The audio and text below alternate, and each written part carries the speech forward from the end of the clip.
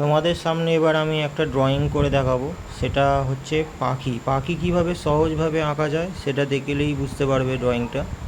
তো কীভাবে করছি দেখো। প্রথমে এইভাবে গোল করে শেপটা এইভাবে আনলে খুব সহজ পদ্ধতিতে হয়ে যাবে, খুব সহজভাবে করতে পারবে যে কেউ ড্রয়িংটা।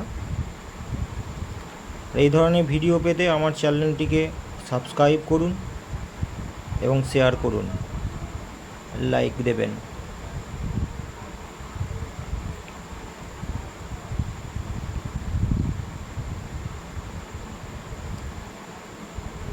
খুব সহজভাবে জিনিসটা হয়ে যাচ্ছে।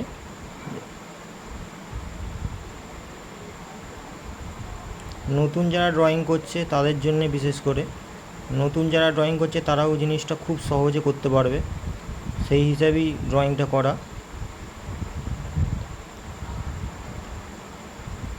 এটা পাথরের উপর পাখিটা দাঁড়িয়ে আছে সেটাই দেখাতে চেয়েছি। জল আছে সাইডে, এখানে ঘাস করে দেবো একটু